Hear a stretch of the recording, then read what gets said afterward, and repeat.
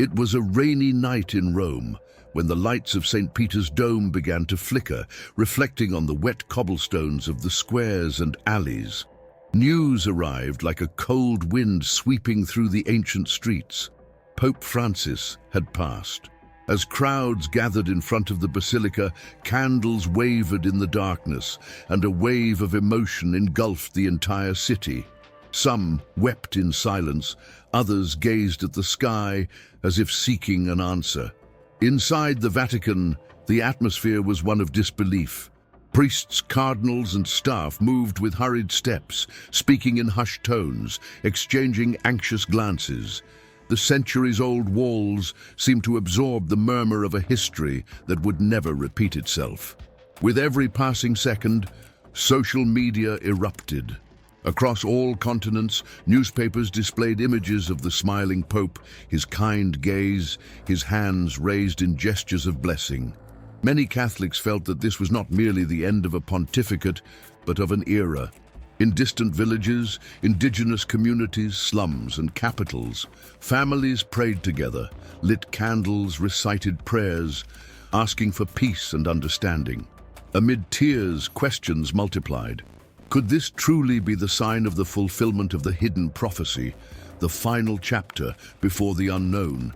In the hall of the consistory, cardinals gathered around a dark wooden table covered by centuries of solemn decisions. The dean, with a trembling voice, recalled the ancient words. In the final persecution of the Holy Roman Church, Peter the Roman will sit. When all this is over, the city of the 7 hills will be destroyed, and the terrible judge will judge his people. It was impossible not to think of Malachi, the Irish monk who wandered through Rome in a trance 900 years ago, seized by visions that transcended time. He saw not only faces, but symbols, omens.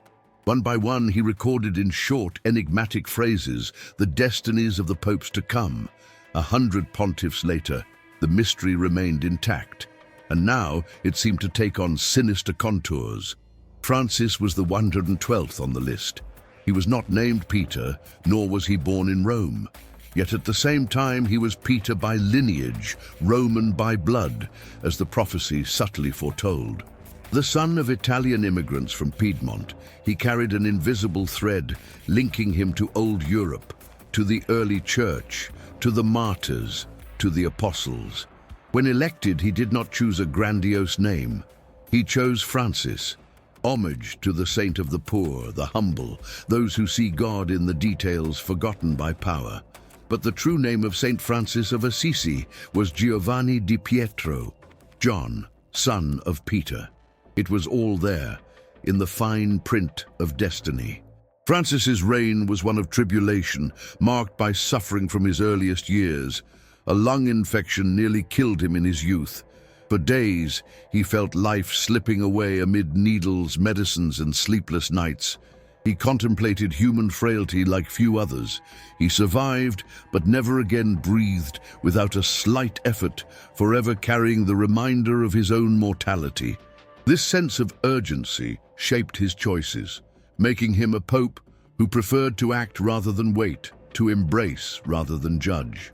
Upon assuming the throne of Peter, Francis was greeted by a divided world and a church torn apart.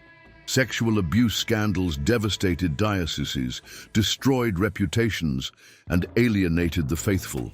The Pope wept before victims, publicly asked for forgiveness, and vowed to break the cycle of silence and impunity. He initiated reforms, confronted secret councils, and felt the weight of resistance from those who preferred to keep things as they were. His actions provoked opposing reactions. Some venerated him, others accused him of wanting to destroy centuries of tradition. In the Vatican, corridors once silent now buzzed with debates. Progressives and conservatives eyed each other as rivals on an invisible battlefield. Francis, however, remained steadfast. He said the church needed to be synodal, to walk alongside the lowly, to listen to women, to give space to the laity, to embrace those on the margins. He spoke of mercy instead of punishment, urging the faithful to think with their hearts and not just with doctrine. He visited prisons, washed the feet of migrants, welcomed the poor and the sick. In every gesture, the face of compassion shone through. His leadership was radically different. He did not hide in the luxury of palaces, refused privileges, and preferred the company of the humble. During his leadership, he faced challenges few would dare endure. The COVID-19 pandemic revealed a vulnerable pope alone in an empty St. Peter's Square, yet also strong, praying for the entire world, telling humanity that even in the storm, God does not abandon his children. His words, broadcast in dozens of languages, resonated like a balm for millions, even among those who did not profess the Catholic faith. Francis also dared to go where no one had gone before. He traveled to war-torn countries, met with Muslim and Jewish leaders, signed pacts of fraternity, and called for an end to violence, hunger, and hatred. In Russia, Cuba, and the Middle East, he touched open wounds, pleading for reconciliation. He was seen as a bridge builder, even when the cost was diplomatic isolation or fierce criticism. Yet not all was hope. The Vatican itself became a spiritual and political battleground. Rumors of conspiracies, leaks, and veiled threats emerged.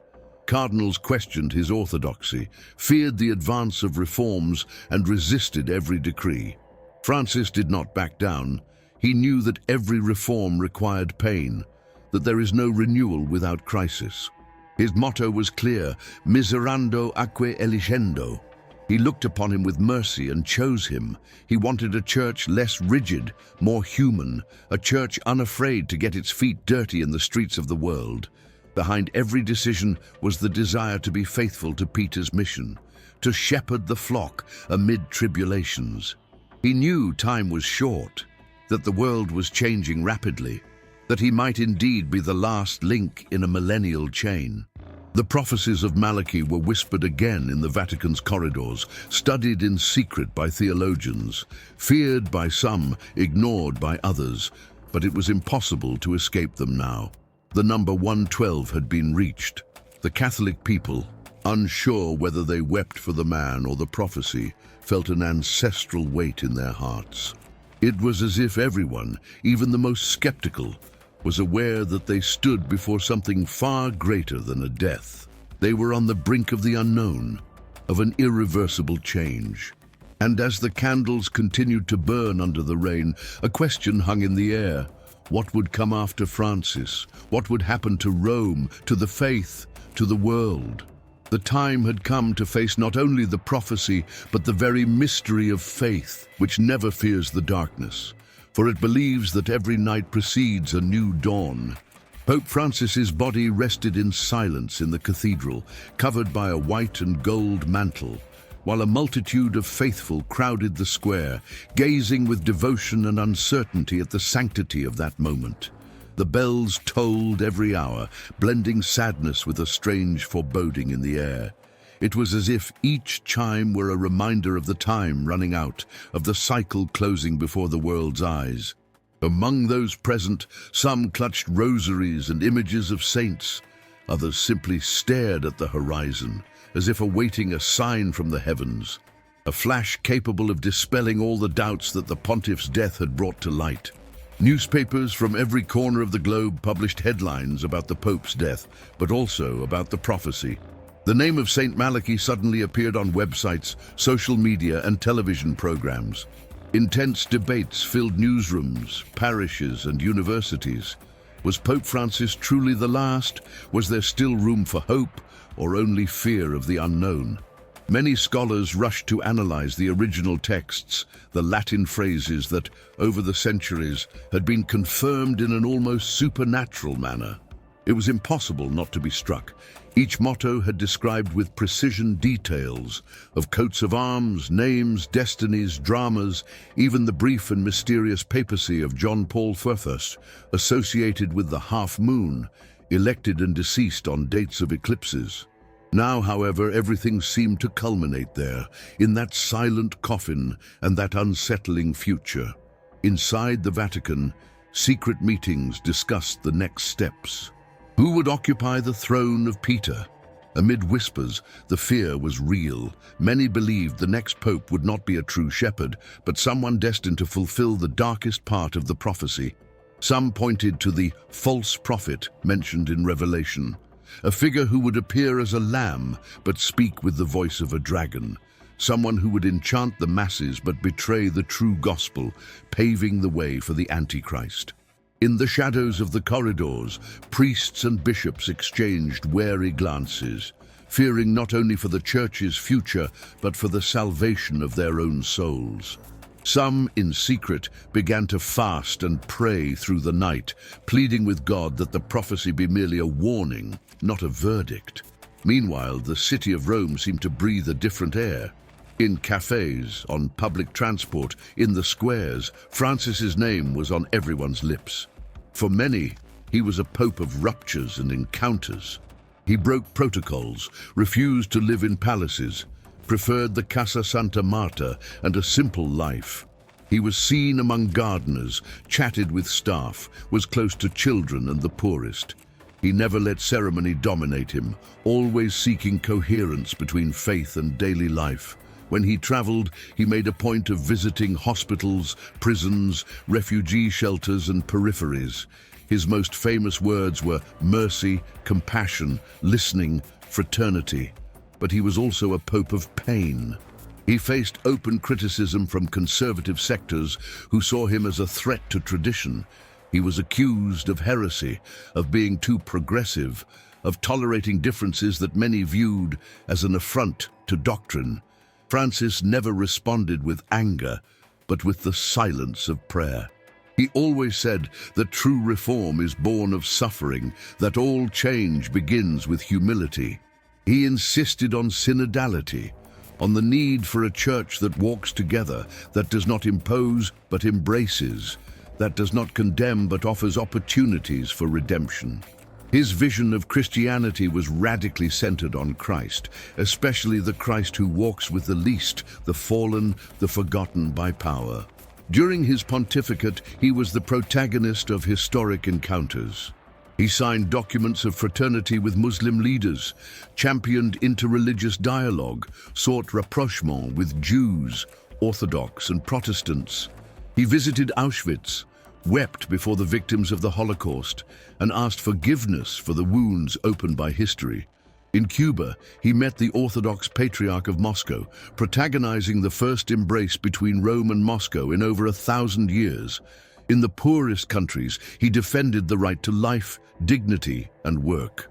He spoke courageously about climate change, social injustice, inequality, and corruption. He confronted the powerful, was the target of political attacks, but never succumbed to despair. The pandemic revealed even more of his human side. In the emptiness of St. Peter's Square, under the rain, he raised the host before the entire world, saying that we were not alone. His words, simple and direct, were a balm for millions of afflicted hearts. He showed that faith is not a marble castle, but a shelter for those who suffer. He defended the idea that the church should be a field hospital, always ready to welcome the spiritually wounded. Many believed that, with Francis, the church had rediscovered its most authentic face, one that does not fear wounds, but makes them bridges of hope. Others, however, remained suspicious, thinking the Pope was opening too many doors, taking dangerous risks for the millennial faith. But all knew there would never be another like him. His death, shrouded in the mystery of prophecies, marked not only the end of a pontificate, but the end of an era of meaning, resistance, dialogue, and courage. Now, with the chair of Peter empty and the entire world looking to Rome, doubt transformed into prayer. In cathedrals and chapels, faithful of all ages prayed in unison, asking God to illuminate the paths ahead. In the farthest corners of the planet, even those who had never been to church felt a shudder before the unknown. The spiritual clock of the world seemed to have stopped, awaiting the next chapter, a chapter that might not bring comfort, but only more questions. And so, between the end of a life and the portent of judgment, the eyes of the entire world turned to the heavens. The legacy of Francis, the Pope of tribulations, of radical gestures, of mercy, would remain etched not only in history, but in the hearts of all those who learned from him not to fear the end, but to transform fear into hope, darkness into faith, silence into prayer. The time of the last pope had arrived. The mystery was only beginning. Now, in the face of Francis's departure, the world is left not only to remember, but to watch. The future of the Church unfolds between shadows and revelations, where each step may be definitive. Whether the next leader will be a legitimate shepherd or the dark fulfillment of the prophecy, only time will reveal. Amid the uncertainty, the call to genuine faith, vigilance, and courage remains. For even on the threshold of the unknown, there is hope for those who trust in God above the storms. Francis's legacy echoes as an invitation. Do not fear. Stay awake. The true judgment is yet to come.